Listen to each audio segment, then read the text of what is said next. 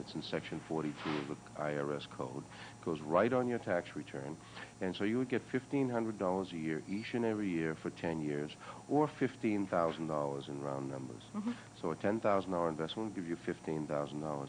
So what you're doing is you're converting your taxes into an investment vehicle, and then you can take that $1,500 that you receive each year in tax savings. That's money you're not sending to Washington, and you can redeploy that. You can reinvest it. You can spend it. You can put it into a mutual fund. You can put it into an annuity. You can buy life insurance with it. You can go on vacation with it. Anything you want. Okay, Richard, would you pardon me for interrupting just for a moment? We have late news on Delta Airlines. Delta is still halted on the big board and not trading at the moment. And Delta has cut its quarterly dividend to a nickel a share from 30 cents a share. At last quote about Delta up 1 5/8 to 50.5. Delta also will cut its compensation for non-contract personnel by 5%. Delta seeking comparable pay cut from contract personnel. Delta Airlines to defer $900 million in planned aircraft spending. In talks on deferring another $400 million in plane deliveries. To shift some aircraft to more profitable routes in the near term. Cutting planned capital spending $600 million through fiscal 1995. Obviously, a lot of news coming out of Delta Airlines, still halted in trade on the big board, and we now have the fact that they're reevaluating their expansion plans.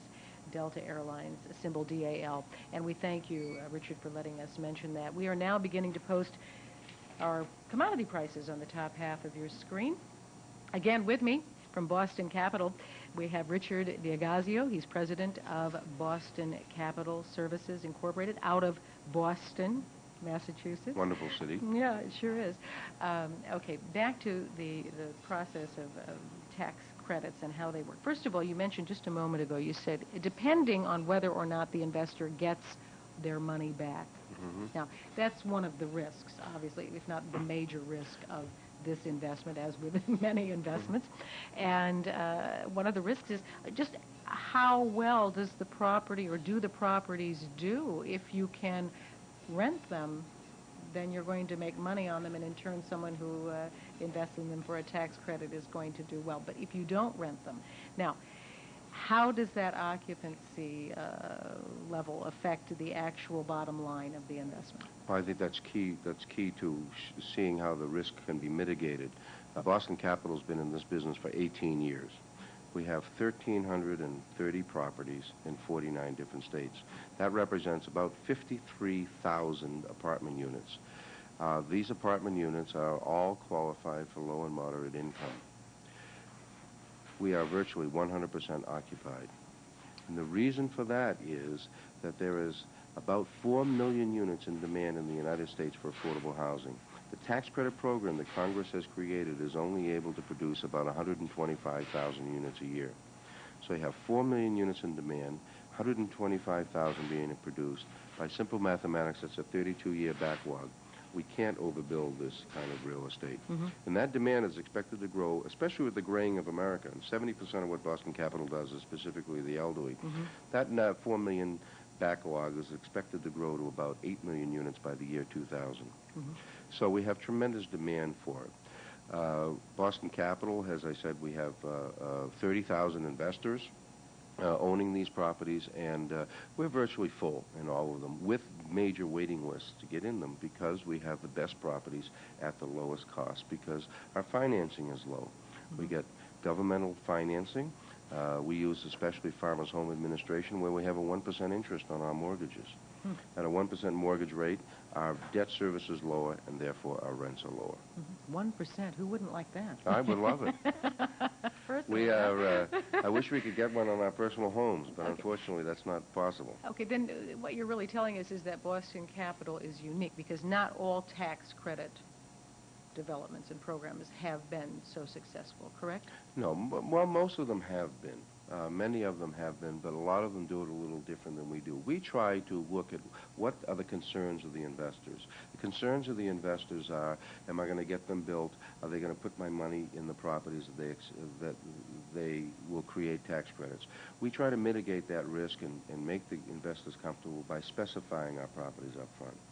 We also put a lot of safeguards in by having adjusters in it for the tax credits to make sure that we're able to hit those 14 to 16% returns that we produce. We also hope to, our goal is to return all the money to the investors. And certainly we expect to return the original investment to the investors. So if you make a $10,000 investment and you get $15,000 in tax credits, we expect to also return at the end of 10 to 15 years when we sell the properties, your money back to you. One of the risks that we have to point out is if we don't return the money, it's still a 7.1% internal rate of return. Okay. Now, how many years have you been involved in the tax, ever since 86? Well, the tax credits were created in 86. We've been in the affordable housing business since 1974. But in terms of offering these tax credit programs? Well, they're the same kind of, we've been offering the same type of investments. The benefits came to the investors prior to 1986 as write-offs. Yes. When the write-offs were eliminated, Congress created the tax credits. What I'm trying to establish, Richard, if you will, is what period of time these programs 6 years. have been. Okay, 6 years.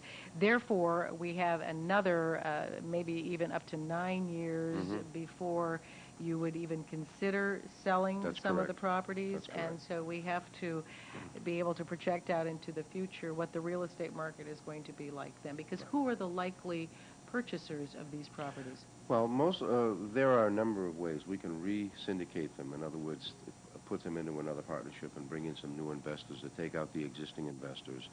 We can sell them. Certainly after 15 years, we are free in many cases to sell the properties and convert them to market rate. But the government is concerned about the preservation of these properties in terms of the affordable housing stock. So what Congress is continually doing is creating programs to refinance these properties and put additional money in to take the original investors out.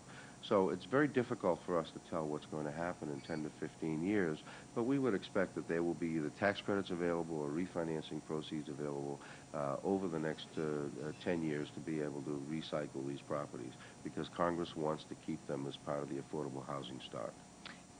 Curt Renz is standing by in the boardroom. It's time for a stock market update here on the Stock Market Observer. And in just a moment, we'll be back and talk more about affordable housing developments and the tax credits that they can provide with Richard D'Agazio, who is president of Boston Capital. And here's Curt now with a look at the market. Curt? Linda, President Bush has just signed the North American Free Trade Agreement. It still must be approved by Congress. A few minutes earlier, the Mexican president signed it, and we're still waiting to hear from the Canadian Prime Minister. He is expected to sign it shortly also. We have Navistar still halted. We are awaiting news on Navistar. But prior to the halt, it was up 1/8 at 2 1/8. Delta was also halted about the same time. It was up 1 5/8 to 50.5 prior to the halt. And again, repeating most of the news that you've already heard, Delta said it has cut its quarterly dividend to a nickel from 30 cents. They cut it to 5 cents from 30 cents. Delta has cut its compensation for non-contract personnel 5%, seeks a comparable pay cut from contract personnel. It will defer $900 million in planned aircraft spending. It's in talks on deferring another $400 million in plane deliveries. It's cutting planned capital spending $600 million through fiscal 1995. It plans to shift some aircraft to more profitable routes in the near term, and it's re-evaluating expansion plans. And one item you did not hear earlier, Delta's board will cut its own compensation by 20%. So perhaps this news was sensed in the market, and is the reason Delta was up as much as it was, and many of the other airlines were to the upside today. The Dow Jones Industrial Average, it's up, not nearly as much as the transports, or is as it itself was. It was as high as 3270.31 earlier today. Before that, got down to 3251.40. Currently up 4.87 at 3260.05. 3M is a drag. It's down 2 5/8 to 100 after some analysts lowered their earnings estimates on it, but trying to help, we have GE up 1 3/8, and IBM, believe it or not, is up $1 today. Transports up 19.74, and again, the airlines and the rails doing very well today, a number of them up at least 1 point. Utilities down 0.37. The trend, 0.77, take a positive 104, the Tiki a negative 2. Advancers, 997, decliners, 740, unchanged, 646. Up volume, 106,518,000, down volume, 61,524,000. Total volume, very heavy, 194,010,000 shares as we head into the triple witching period as the December S&Ps will stop trading today and will be settled with tomorrow morning's opening prices. NYSE up 1.02, Amex up 0.65, NASDAQ looks as though it really wants to end its 6-day losing streak, up 6.07. S&P 100 up 2.06, March S&Ps up 2.40, S&P 500 up 2.33, yielding a premium of 0.80, close to the expected 0.75. March T-bonds flat, March T-bills down 0.03, March dollar index up 0.04. February gold up $1.60, February crude oil up 27 cents, the CRB index up 0.39. It's 149.5 on the Channel 26 Stock Market Observer.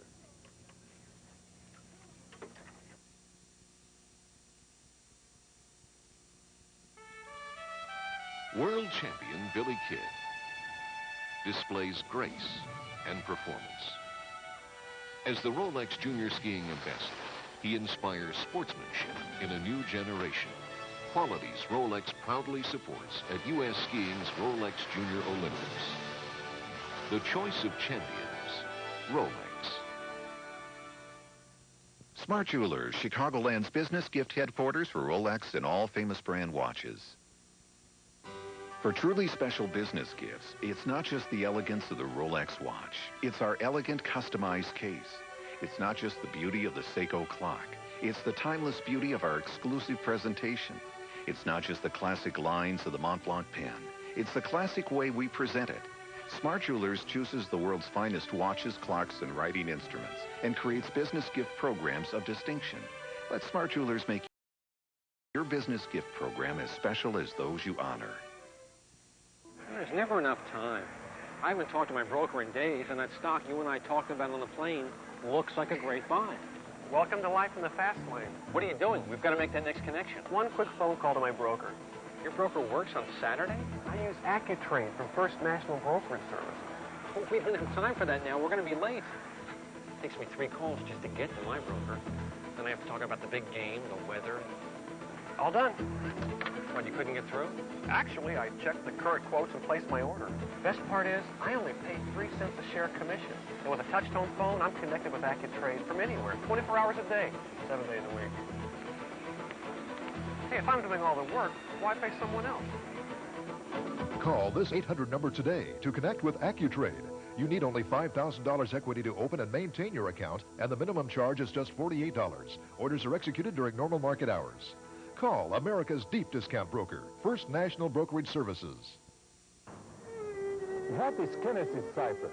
Tennessee Cypress represents fine dining, leisure dining, retail wine shop in a real wine cellar, a gourmet shop in an atrium, gifts and European pastries, gypsy music by candlelight, a cocktail lounge with a piano bar, all this under one roof.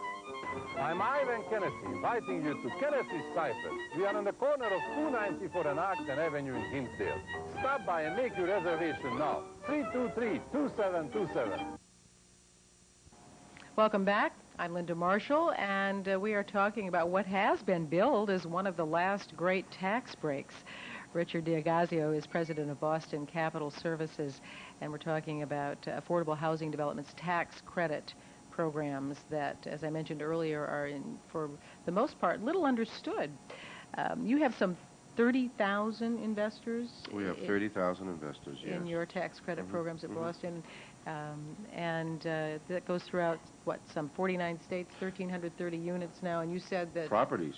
53,000 properties. units. We are now rated, Linda, the 7th largest owner of rental real estate in the United States.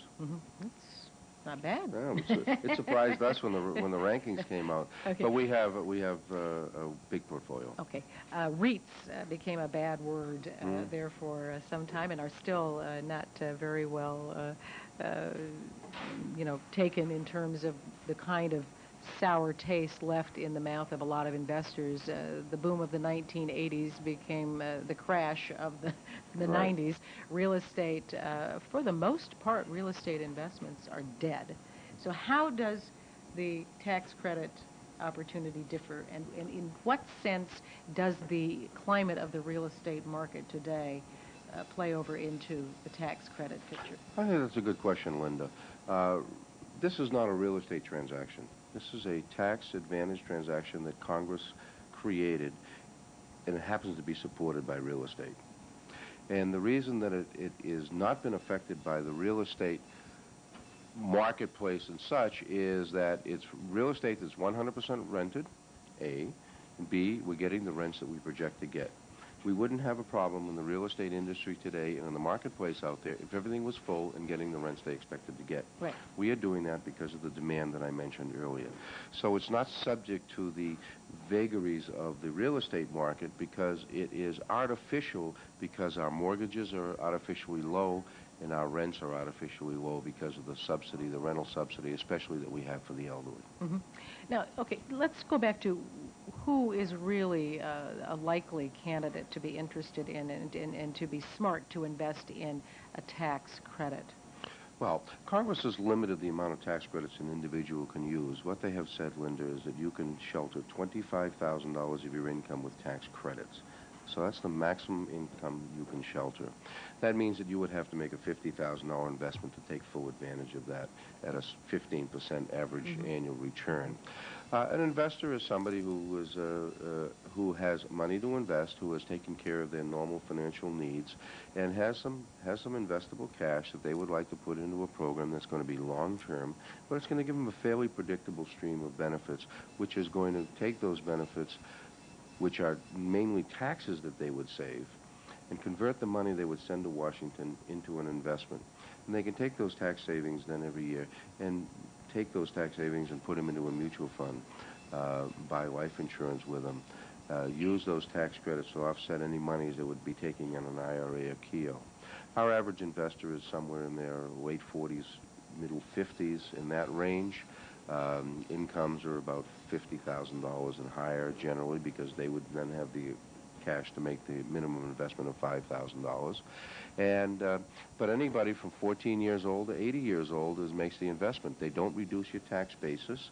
That is, the tax credits you get to keep and receive. So when we sell the properties, all the dollars returned to you are tax-free.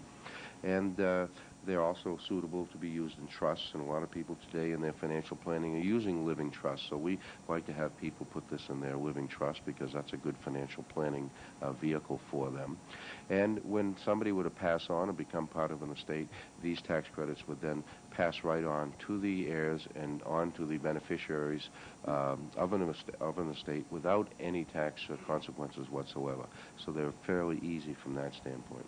Richard, the minimum investment is $5,000. $5,000. First of all, someone who has only $5,000 to invest should not be taking that. Is not a suitable investment, no. But if indeed they do invest that money, it has to be with the idea that it is not liquid. It is not liquid. However, it can be get transferable. There are secondary markets that are available with these interest trade. It's not a very active market. It's not a formal market. However, with a 15% tax-free return, many people say, why should I sell something unless I need it? And it's usually in estates that they get liquidated. We usually are able to talk with the heirs and let them understand why they should keep it. This is a program that was developed under Reagan-Bush, and you suggested to me during the break, Richard, that you think Clinton will back it as well? Yes, he has. As a matter of fact, President-elect Clinton did mention the federal housing tax credit program during one of the debates, and then he was on a TV show with Larry King Live, and he got a question from from a caller who said, I am a high-income individual. I make more than $200,000 a year, and you're going to raise my taxes, and I'm not happy about it. He says, yes, sir, I am, but I'm going to give you two choices. You either can send those taxes to Washington, and I will fund these programs which I am creating, or you can make the investment yourself into a program such as the federal housing tax credits and direct where that money is going to go in extra taxes. So he has been very supportive of this program. We are really out of time, but I want to just ask one quick question. How does a federal housing development program, tax credit program differ in the end result when you have to go to sell the property from an equipment leasing program? It doesn't differentiate at all. We have an asset. We have an asset that's properly managed, well taken care of. It's privately owned and privately held. It's not a government program. It happens to have tax advantages that Congress gives us.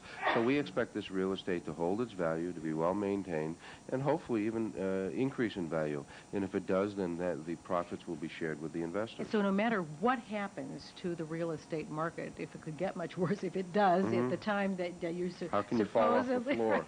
at the time you're supposedly going to sell these properties, Richard, what could be the worst case scenario? The worst case is you don't receive your original investment back.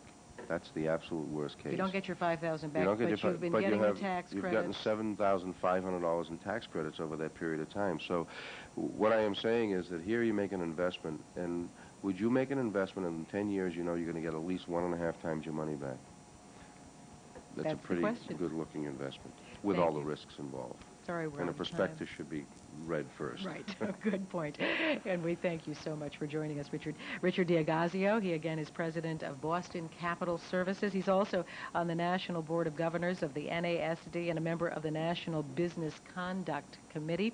And we're delighted that you came to share some ideas with us on tax credit Well, it's investments. nice being here with you. Have Thank a you good very holiday. much. Same Come to back. you and all your viewers. I'm Linda Marshall, and we have news coming up. Stay with us. The Dow up 3.79 at 3258.97. Transports with strength in the airlines and the railroads up 20.55. Utilities down 0.43. It's 2 o'clock. News is next on the Channel 26 Stock Market Observer.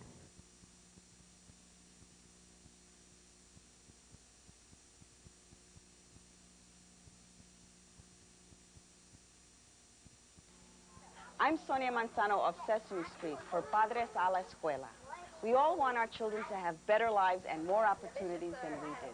Get involved in your children's education. Help them stay in school and succeed. Call the National Bilingual Helpline to find out more about your parental rights in the school. Call 1-800-LE-AYUDA or in Washington, D.C., 202-408-0447. A program of the National Committee for Citizens and Education. You're watching WCIU TV, Channel 26 Chicago, W33AR, Channel 33 Rockford, W65BT, Channel 65 Milwaukee, and W69BT, Channel 69 South Bend.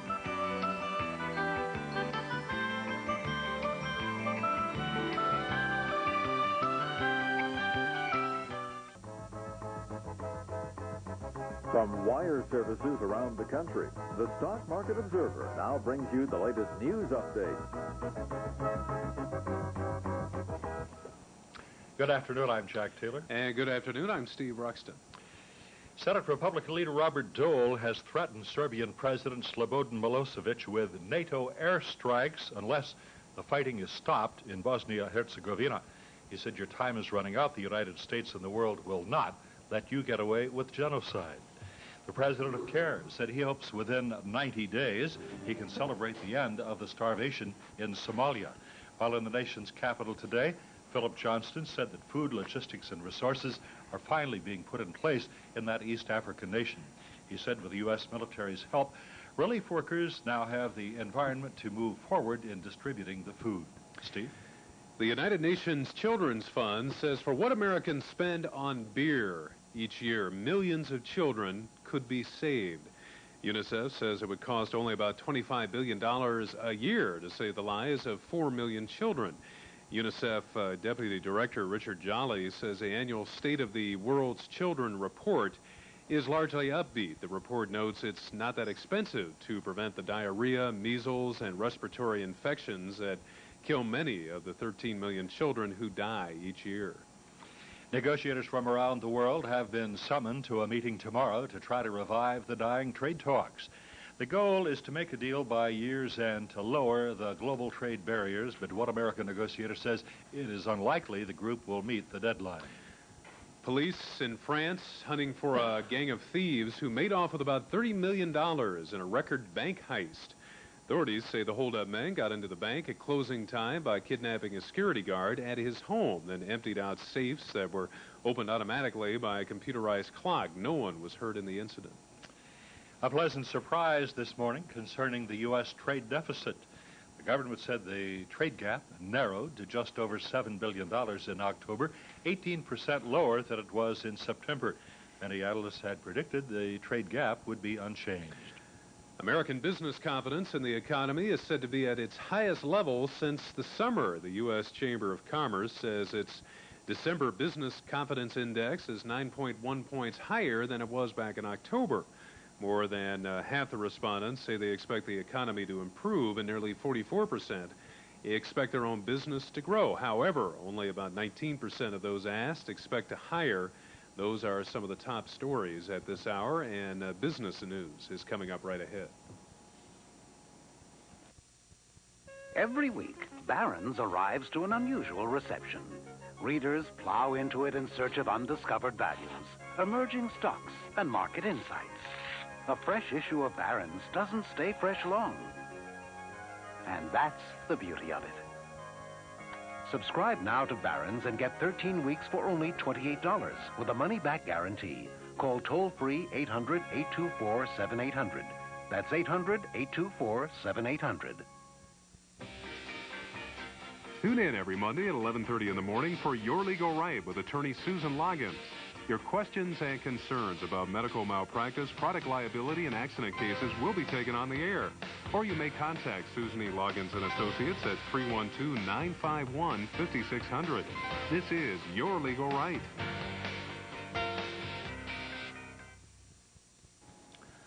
The market and what to make of it. The Dow Jones Industrial is now up 5.68 to 3260.86. Transport's up 20.55. Utilities down 0.43. The gains in the secondary stocks have helped the market today. Ron Duran, director of institutional trading at C.L. King, said a small rebound in the shares of IBM after 2 days of sharp losses helped to ease some of the pressure on the Dow, but he said trading overall is rather quiet, with many would-be participants sidelined ahead of Friday's options and futures expirations. The president has signed NAFTA, the North American Free Trade Agreement. Mr. Bush signed at a Washington ceremony. He promised the agreement will mean a brighter future for the United States and boost the economies of all three participating nations, the U.S., Canada, and Mexico. By the way, the legislatures of all three nations still have to approve NAFTA. And President-elect Clinton will issue a statement supporting NAFTA, but he'll call for an early meeting with the leaders of Mexico and Canada. He's given general support to the agreement, but he says provisions on retraining and environmental protection must be strengthened. Kemper analyst Vahid Fatih has upgraded his rating on 11 gold stocks to strong buy from hold. The stocks upgraded: Battle Mountain Gold Company gaining 1/4 to 5 5/8. Agnico Eagle Limited up 1/4 to 4 1/4, and Homestake Mining Company off 1/8 to 11 1/2. Newmont Mining Corporation up 3/8 to 41. Pegasus Gold up 1/4 to 15, and Placer Dome up 1/2 to 12 1/8. Kidder Peabody analyst John Joseph raised fourth-quarter earnings estimates for Advanced Micro from 50 cents to 60 cents. He cited Intel's announcement Wednesday that its earnings would be higher than expected in the fourth quarter. He said it appears that Advanced Micro's 386 microprocessor business is also stronger. Joseph raised his full 92 earnings estimate on Advanced Micro to 245 from 235. Advanced Micro up 1 1/8 to 17 3/4.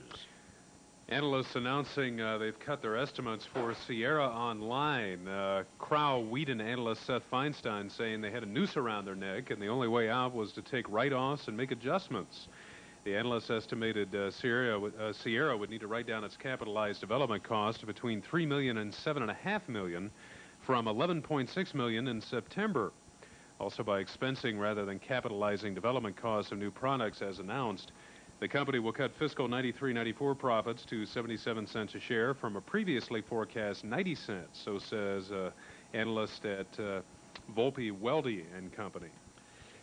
And Chrysler Chairman Lee Iacocca is scheduled to meet with union leaders of TWA to discuss whether their retiring auto executive can play a role in efforts to revive TWA, so said a spokesman for the Airline Pilots Union.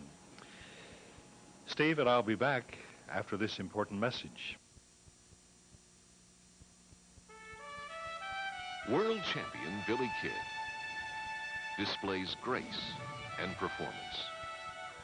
As the Rolex Junior Skiing Ambassador, he inspires sportsmanship in a new generation. Qualities Rolex proudly supports at U.S. Skiing's Rolex Junior Olympics. The choice of champions, Rolex. Smart Jewelers, Chicagoland's business gift headquarters for Rolex and all famous brand watches. For truly special business gifts, it's not just the elegance of the Rolex watch. It's our elegant, customized case. It's not just the beauty of the Seiko clock. It's the timeless beauty of our exclusive presentation. It's not just the classic lines of the Mont Blanc pen. It's the classic way we present it. Smart Jewelers chooses the world's finest watches, clocks, and writing instruments and creates business gift programs of distinction. Let Smart Jewelers make your business gift program as special as those you honor. Bill, it's your stockbroker. Hi. Fine. Busy. Oh, you've got a pick for me. Let me get a pencil. Mm-hmm. Oh, I'm getting this all down.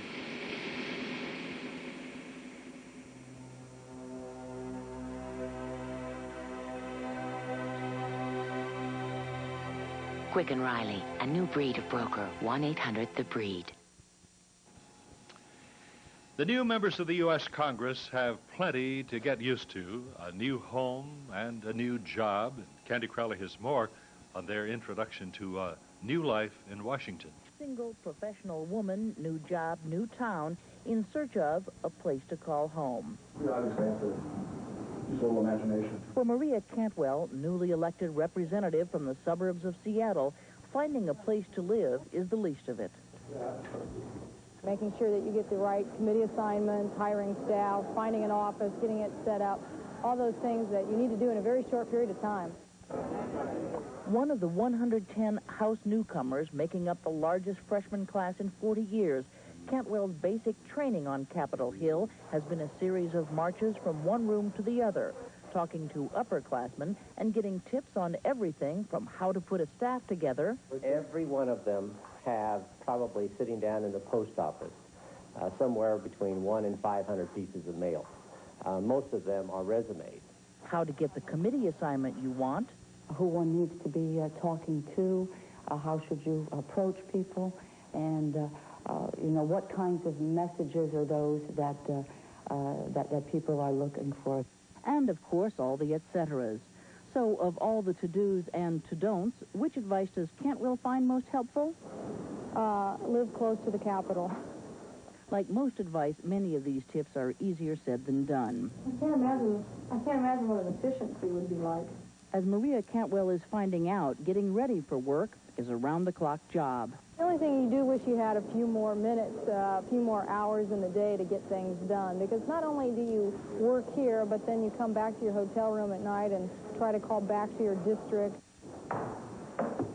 For Maria Cantwell, turning to legislating in January may be a relief. I mean, this is it? This is better? Candy Crowley, CNN, Capitol Hill. Here's a look at Chicagoland weather now for the remainder of the afternoon. Cloudy skies, flurries. Look for a high in the 30s. Cloudy tonight, low 20 to 26. Tomorrow, mostly cloudy, a high in the lower mid-30s. And it is 33 at the lake in Midway, 32 O'Hare, humidity 72%, winds out of the west at 15. And Jack, that's a look at weather. Okay, we'll see you later. All right, we'll all get together on the wrap-up at 3 o'clock, and Curt Renz is next here on TV 26. In January of 1991, Individual Investor's cover story featured Dell Computer at $6. In less than 2 years, the stock rose to $31.50. When I choose my investments from the companies listed in Individual Investor, I know I'm selecting from a list of winners. In April of 1990, Individual Investor discovered Cato Corp at $2.25. At its high, the stock hit $20.75 a share. I bought 2 biotech stocks featured in November of 1990, and I more than tripled my investment in both stocks. We don't write about lifestyles or personalities. Our purpose is to find great investment ideas. Every article is written from the standpoint of should you buy this stock or invest in this mutual fund. Our readers get detailed research and candid evaluations on undervalued and often undiscovered companies. Subscribe now to Individual Investor for only $22.95, a 36% savings off the newsstand price. And we'll send you free II's Magic 25, the top stocks and the top 10 mutual funds to own in 1993, plus the acclaimed 3-volume Complete Investor Series, including the Mutual Fund Handbook, from judging a track record to avoiding fees, Stock Investing Made Easy, from how to choose a broker to the secrets of low-risk investing, and the Investor Sourcebook, an essential reference for anyone with money in the market. Read Individual Investor and start hitting investment home runs. Individual Investor. Our readers make money. Call now, 1-800-641-3939. Get 12 investment-rich issues of Individual Investor for only $22.95. And receive free the 3-volume Complete Investor Series, plus the Magic 25 top stocks and the top 10 mutual funds for 1993. Full 60-day money-back guarantee. So call 1-800-641-3939. Good afternoon. I'm Curt Renz with a market report and commentary. Well, the Dow threatening to end its 5-day losing streak. Some other indexes threatening to end 6-day losing streaks as we head into the triple witching period, the quarterly expiration of stock index futures, stock index options, and individual stock options. Officially, that's tomorrow, but effectively, the biggest contract of all, the December S&Ps, stopped trading today and will be settled with the opening prices tomorrow morning. IBM is actually helpful today, although we have 3M not helpful at all, as some analysts are lowering their earnings estimates on that one. We're in the season and during which analysts change their earnings estimates or their opinions on stocks. We get toward the end of the quarter. The earnings reports, of course, will be coming out next month. Let's take a look at the chart of today's trading, and you'll see some fluctuations. Some of this is setting up for the triple witching day, although so far today not quite as volatile as yesterday. That's the pattern we've seen for a while now, that the Wednesday of triple witching week is the most volatile day. Today we had been down 4 early on to 3251.40, then up 15 to 3270.31, currently up 9.46 at 3264.64. On the Dow, we have a number of stocks moving up at least a point, among them Disney. A little more regulation than we would otherwise, and we're likely to have a little larger tax burden than we would otherwise. All of those things are counterproductive to where we want to go as a nation economically and to where we want to go with the market. They're not disastrous. They in themselves will not cause a deep recession. I think the die is cast for an expansion and for better times ahead, but it probably won't be quite as good as it could have been, and the entrepreneur who takes big risks and the investor who takes calculated risks won't be rewarded quite as well as they would have otherwise. And that, to me, is more than enough good reasons to have taken the position that I have. We're going to see you on New Year's Eve, eh? Absolutely. I look forward to that. The final minutes of trading of 1992. We'll have some good thoughts We'll have there. our fingers on the pulse, right? Right.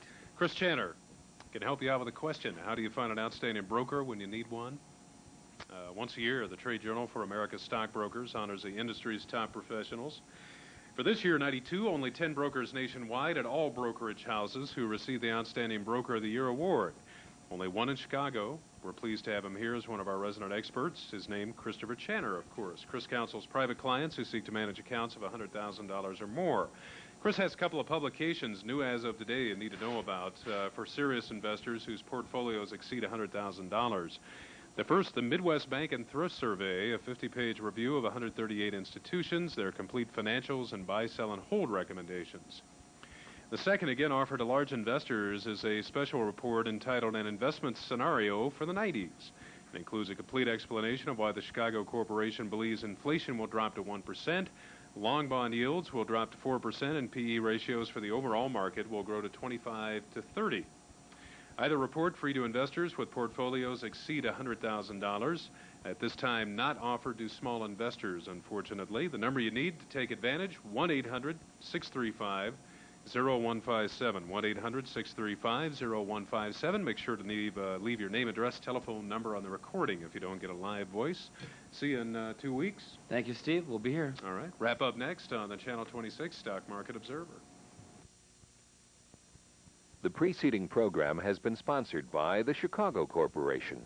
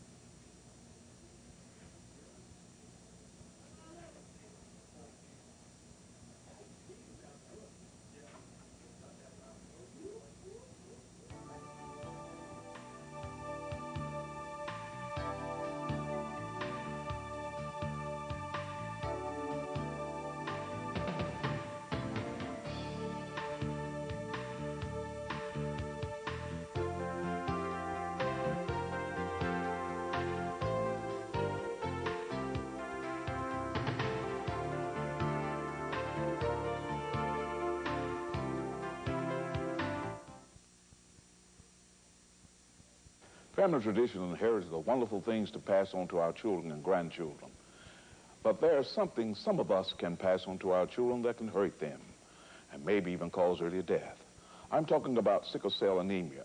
Sickle cell anemia can be a painful disease for anyone, especially a child.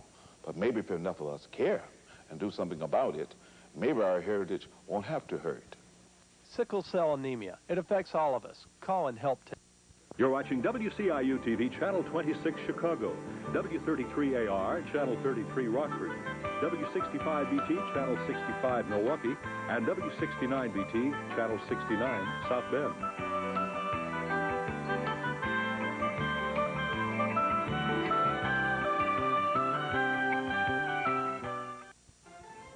The Stock Market Observer now presents the Market Wrap-Up, an in-depth look at the many facets and aspects of the factors affecting today's stock and financial markets.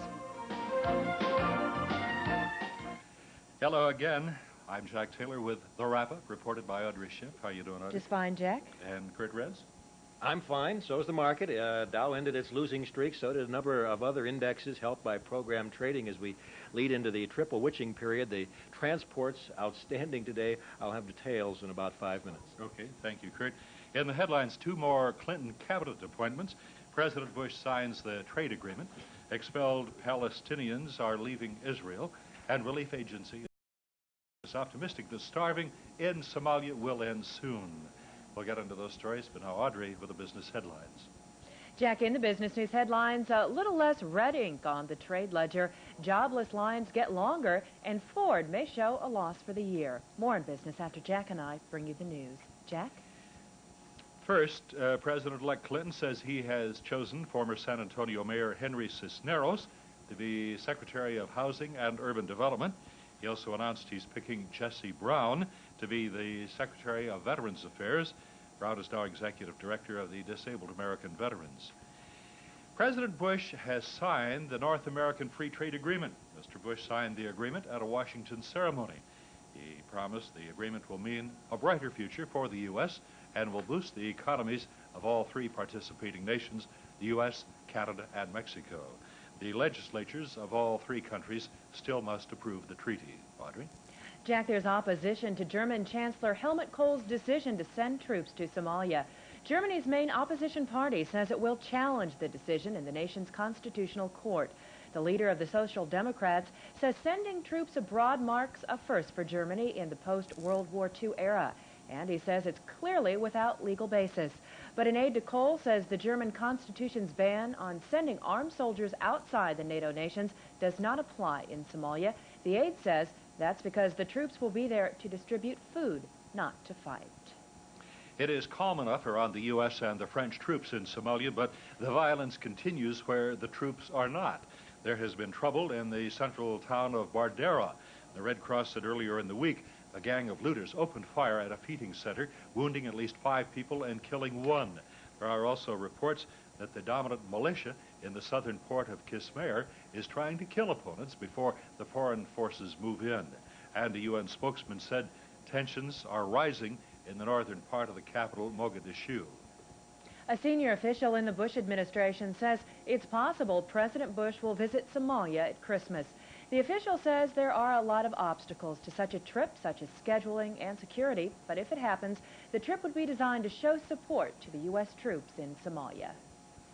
The Israeli Supreme Court has cleared the way for the deportation of some 400 Palestinians. Israel ordered the expulsions in a sweeping retaliation for Muslim fundamentalists who attacked Israeli security officers. Those being expelled are suspected of being fundamentalist activists. The High Court at first suspended the order to allow a hearing on the human rights group appeal of the expulsion. In the meantime, Palestinians were bused to the Lebanese border. They were handcuffed and blindfolded. Military sources in Lebanon say the Lebanese army has orders to prevent the expelled Palestinians from entering that country. A U.S. move to send its warplanes to enforce peace in the skies over Bosnia appears grounded. Holland's foreign minister says the U.S. Secretary of State today made the offer of American planes to enforce the no-fly zone, but other NATO countries would not support the move. New claims for state jobless benefits rose by 22,000 in the week ended December 5th. That was the first increase in 4 weeks. Labor Department figures show the increase took the total number of first-time applications to 347,000, well below the 400,000 level, which many analysts believe is the threshold between an improving or a deteriorating employment situation. The report says the rise was mainly the result of the return to a normal work week after a shorter reporting period the week before. That was due to the Thanksgiving Day holiday. State revenue officials hope they can increase tax collections by $70 million this fiscal year through a new enforcement program. Revenue Director Doug Whitley says Project Tax Gap will mostly target businesses that have not been paying their full share of income and sales tax. The department is hiring 20 new auditors and increasing its use of computers to search for delinquent taxpayers. New figures from the Census Bureau indicate 1 American in 4 is of German ancestry. That amounts to nearly 58 million people. Next come the Irish, with 1 American in 6, followed by the English, African Americans, and the Italians. Bureau says more than 12 million people consider themselves just plain Americans. A piece of paper on which Abraham Lincoln wrote his famous House Divided speech brought a record $1.54 million in an auction in New York. Researchers at the auction house said that Lincoln wrote the speech opposing slavery in the winter of 1857. And checking our weather for the rest of the day, snow flurries will linger this afternoon. It will remain cloudy throughout the afternoon with occasional periods of snow flurries. Temperatures will remain in the low 30s across most of the Chicago area. Tonight, mostly cloudy, low 20 to 26. Friday, mostly cloudy, a high in the lower mid-30s, and Saturday, a chance of rain or snow. 33 at the lakefront, also 33 degrees at Midway and 32 degrees at O'Hare. The humidity, 72%. The winds out of the northwest at 13 miles per hour. So we had lots of snow in the forecast, but we really didn't get too much. That's fine with me. It's fine with me, but I guess some people want a white Christmas or maybe want to go skiing. Yeah, we don't need it yet. Okay. We'll see you later, Audrey. Our wrap-up continues now with Curt Renz with a complete market report. Curt? Jack, pre-triple witching strategies have been a large part of the activity the last couple of days. By triple witching, we mean the quarterly expiration of stock index futures, stock index options, and individual stock options. Basically, that's tomorrow, but begins with the ending of trading today in the S&P 500 futures for December. Actually, they end at 315. Last I saw, there's still a premium in the December S&Ps of 0.42. Theoretically, there should be practically no premium at all, as those are about to expire. So still some optimism regarding tomorrow, because that contract will be settled based on the opening prices tomorrow morning. IBM was to the upside by more than $1 today, so it was not hurting. A number of stocks doing well. However, 3M was to the downside today, more than $2, and several analysts lowered their earnings estimates. This is the season in which analysts are adjusting their earnings estimates, as the quarter will be ending shortly, and we'll be getting quarterly reports early in the year. Let's take a look at the chart of today's trading. Some uncertainty, some volatility today. Not quite as much as yesterday. We've seen that pattern where the Wednesday of Triple Witching Week is the most volatile. It's been that way for quite a while. Quite often it's that way. The low early this morning was a loss of 4 at 32.51.40. Then we quickly moved up there. We were up about 15 points there in the morning. Started to give it up, but then in the afternoon picked up and by a small amount hit a new high of the day late in the day, a gain of 17 at 3271.94. 3M, the only big loser, only point loser on the Dow Jones Industrials, down 2 1/8. Those gaining at least 1 point, but none of them as much as 2. Disney, DuPont, General Electric, and IBM. Transports, big winner today. Airlines and railroads, both doing extremely well. Transports up 33.04. Delta was halted for much of the afternoon, then it announced a number of cost-cutting measures, including a reduction in the dividend. The market cheered that. It was up before the halt and moved up even more afterward. Delta ended up with a gain of 2 7/8. UAL, a more expensive stock, up 3 3/8.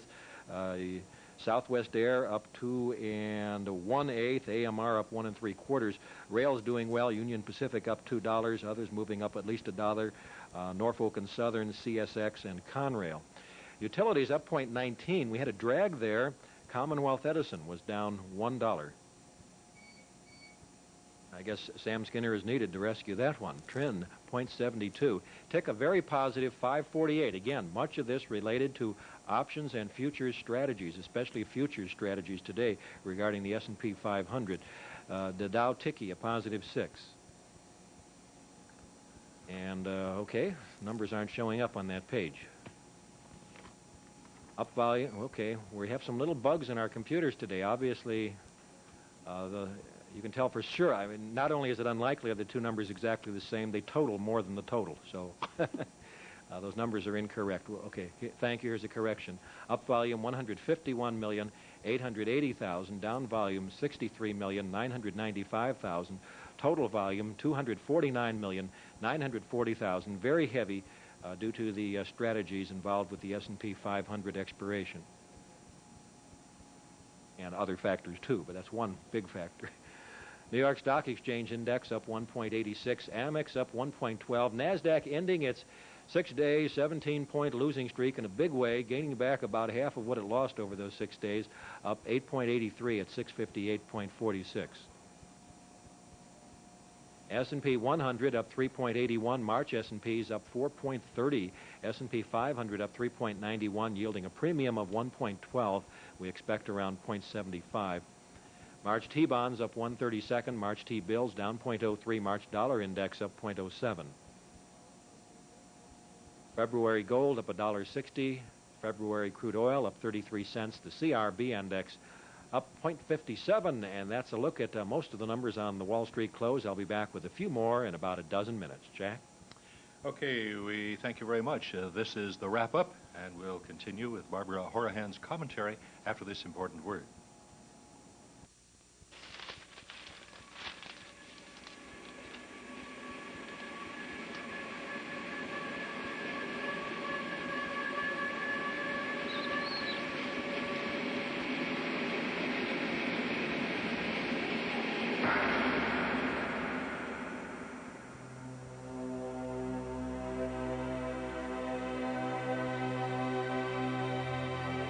Quick and Riley, a new breed of broker, 1-800-THE-BREED. Attention! Here's a no-risk try-it-for-free offer from Investors Business Daily you can't afford to pass up. If you call now, we'll send you Investors Business Daily for 2 weeks absolutely free. And with your free trial subscription, we'll also send you 2 new audio cassettes that could help you spot new business trends. Free, recorded by William O'Neill. Call 1-800-767-1700. That's 1-800-767-1700. Please call now. That number once again is 1-800-767-1700.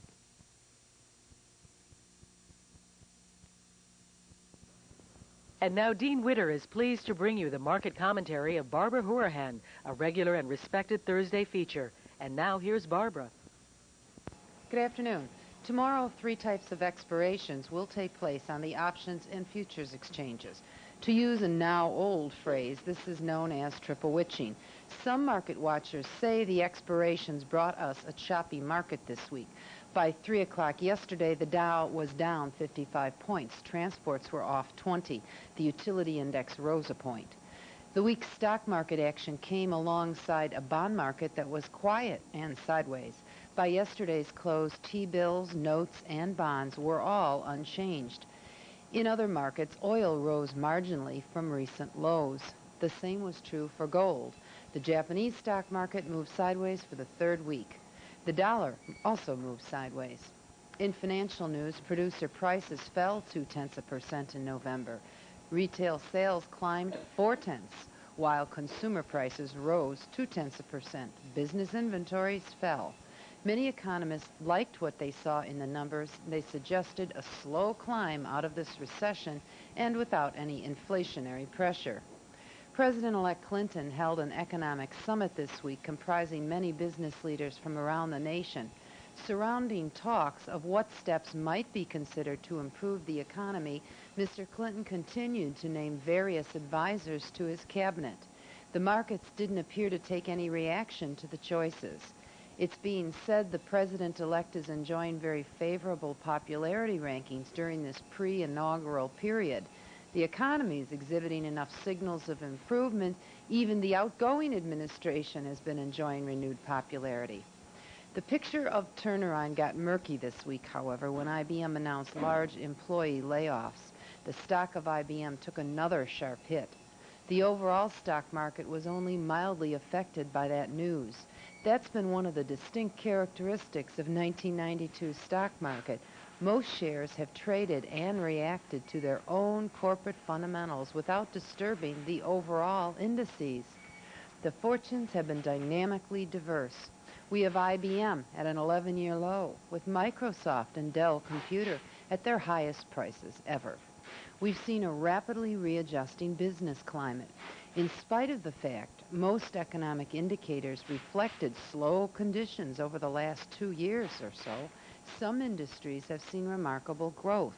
Many small manufacturing and specialty technology companies say their business is good, is growing, and prospects have never been better. The biggest overall dilemma appears to be these companies don't need the number of employees once needed by our older manufacturing companies. That's keeping unemployment chronically high. Now we have more layoffs coming with IBM. I look for the best investments for 1993 to be as careful of choices as were needed this year. We'll have to buy shares of companies whose business is expanding and whose competitive outlook is solid. Also, since the picture of high unemployment is likely to remain with us, it'll serve to keep interest rates in check. One idea here is the GM preferreds. They yield 8.5% to 9%. I like the steady income prospects for these preferred shares. I'm finding many special investments I'm very comfortable with for the year ahead. But I also still think the 1992 election year, with its forcibly lower short-term interest rates, went too far. I think an overabundance of cash moved into high-grade names, taking many shares to unprecedented low yields and high multiples on earnings. For some of these stocks, I anticipate a correction next year as the overconcentration of ownership is wrung out. I believe in investment timing, linked directly to earnings fundamentals. Please join me in a couple of weeks after the new year. I'll be off for the next 2 Thursdays. And do call my office if you have any questions in the next week. Bye now. Dean Witter, providing outstanding service in bonds and stocks since 1924, has been pleased to bring you this market commentary of Barbara Hourihan. If you need further information, you may call Barbara at 312-984-4250 or toll free 800-488-4280. Investors, here's Martin Zweig, who manages over $4 billion investment dollars, to tell you his stock market secrets. I have 2 sacred rules. 1, don't fight the interest rate trend. 2, don't fight market momentum. If you can spot meaningful changes, not just zigzags, in interest rates and momentum, you'll be mostly in stocks during major advances and out during major declines. This kind of strategic switching over a period of 21 years produced 10 times the profits of simply buying and holding the stocks. My new guide to market forecasting tells all about my key indicators, which led to those huge rewards, and how you can use them. Please accept the guide as my gift. Receive Martin Zweig's new guide plus this $20 bestseller as bonuses with your trial subscription to the famous Zweig Forecast, keeping you up to date on all key indicator changes. Just call 800-222-4648. Use Visa or MasterCard. 800-222-4648. Call now. Karen, your broker's on 3. Karen? Do you want me to take a message?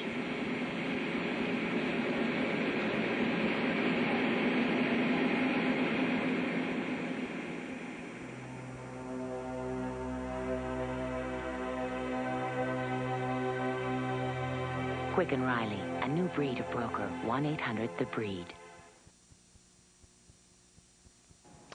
And Audrey and I have more news for you on the wrap-up. President-elect Clinton says he supports the North American Free Trade Agreement, but he urged supplemental accords with Mexico and Canada on safeguarding against import surges, thus protecting jobs and the environment. Audrey? The surprising shrinkage of the October U.S. trade gap was hailed by economists, but they quickly warned that economic slowdowns among key U.S. trading partners will preclude continued export growth in the future. 1 month does not make a trend, said economist Jay Woodworth at Bankers Trust. Clearly, the fundamentals suggest that imports should be on a rising trend and exports flat. The seasonally adjusted merchandise trade deficit narrowed by 18% to $7.03 billion from $8.58 billion in September. A group of blue-chip economists poured cold water on prospects for an economic recovery and warned President-elect Clinton he must push ahead with a stimulus package despite short-term aggravation of the deficit.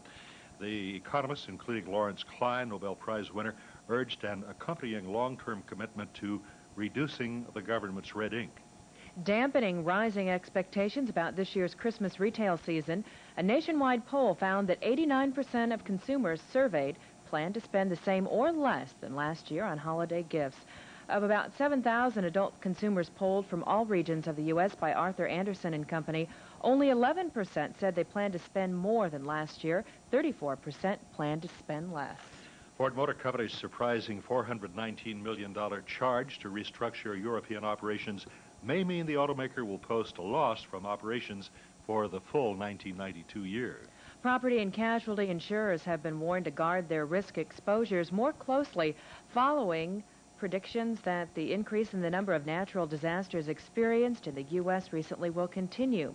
Franklin Montrose, Senior Vice President of General Reinsurance Corporation, said, "I think as an industry we have to do a much better job of analyzing our exposures." Several speakers at a conference on natural hazard vulnerability said most major storms of recent years had been of a size expected only once every few decades or even every century. This late story, gunmen have pillaged relief food delivered under U.S. and French escort to Somali villages, underscoring the challenges facing UN troops mandated to get food to the starving. 3:22, Steve Ruxton stands by in the TV 26 boardroom for a look at the active. Steve? Thank you, Jack. Start with the big board once again. IBM leading the way. Not down as much as it has been this week, down 1 1/8 to 53 as institutions and others flee the stock before the end of the year. The limited unchanged at 27. Philip Morris up 5/8 to 76 7/8. Ford Motor Company down 3/4 to 39 7/8. Glaxo down 1/8 to 24 3/8. On the Amex now, Hillhaven Corporation up 3/8 to 3 11/16. Echo Bay Mines Limited in the Wall Street Journal the other day listed as a stock that did poorly this year and may do better last year. Echo Bay up 3/8 to 5 3/8. Bradley Real Estate Trust up 1/8 to 7 3/8. Amdahl unchanged at 7. California Energy Company up 7/8 to 16 7/8. Over the counter now on the NASDAQ, Intel up 3 to 86.5. Novell up 1 1/8 to 27.5. Quarter Office Systems Incorporated down 1 3/8 to 4 1/8. Apple Computer up 1 7/8 to 56 7/8. And FHP Corporation up 1/8 to 20.5. And we go back to Jack and Audrey with a look at ratings reports.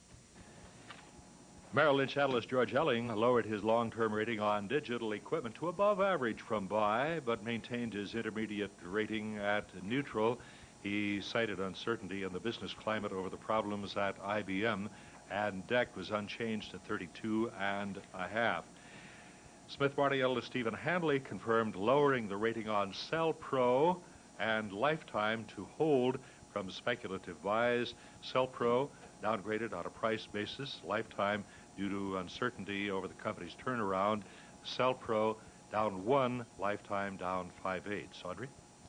Morgan Stanley said it cut its 1992 earnings estimates for Chicago and Northwestern Holdings Corporation while retaining a buy rating on the railroad company. The minor adjustment in the estimate was a cut to $1.50 per share from $1.55. That's according to the office of Morgan analyst Andrus Petery. The company up 3/4 at 21. Lehman Brothers upgraded Rome and Haas to outperform from neutral on a price basis. Rome and Haas down 1 5/8 to 51 1/8. And Payne Weber analyst Bob Miner said he downgraded his rating on chemical waste management to neutral from attractive and cut his fourth-quarter earnings estimate to 19 cents a share from 20 cents. Chemical waste down 3/4 at 20. Jack? At 3:25, Curt Renz takes one last look at the final figures. Curt? Well, Jack, the Dow ended its 5-day losing streak. IBM rebounded up 1 1/4 today, and that was helpful. The transports did especially well. They started up before we got the news on Delta. Somebody must have gotten wind of that, but Delta had some cost-cutting moves. They cut their dividend, they cut back on salaries, and they cut back on planned expenditures, and they're shifting some aircraft out of their less profitable markets. Delta well up, and the entire transport group well up. Let's take a look at these final numbers today. Industrials up 14.05 at 3269.23. Much of this due to the options expiration, futures expiration, the triple witching effect. The transports up 33.04. Not only the airlines, but the railroads did very well today. Utilities up 0.19. S&P 100 up 3.81. March S&Ps up 4.45. S&P 500 up 3.91, yielding a premium of 1.27. That's fairly rich. We expect around 0.75. We even have a rich premium in the December S&Ps, which theoretically should have no premium at all. They'll be settled based on tomorrow's prices. The premium there, 0.57.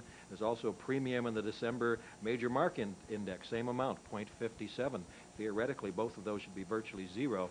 3-month bills yield 3.27, 30-year bonds 7.43. Fed funds at 3% even. And those rich premiums, by the way, in those December contracts are an indication somebody thinks the market will open up tomorrow because they'll be settled based on tomorrow's opening prices. Now, Steve Ruxton has a few more stocks for us. Thank you, Curt. First of all, one correction during the actives. I had mentioned that IBM was down 1 1/4, and I do want to correct that. IBM was up 1 1/4. A fine listener calling to help me out on that, and I do appreciate it. First of all, American Express, let's get to that. American Express's Shearson Lehman Brothers unit declining comment on a Wall Street Journal report that Shearson officials prepared a proposal for Amex to publicly sell part of Shearson so its stake would fall below 50%. American Express off an 8 to 24 3/4. Grunwald investment research analyst Roxanne Guggen downgrading her rating on Storage Technology Corporation to sell from buy due to pressure from IBM. IBM's problems, Storage Tech down 1 to 20 3/4. Guggen saying that Storage Tech's announcement late yesterday that it expects fourth-quarter results below analyst expectations contain no major surprises.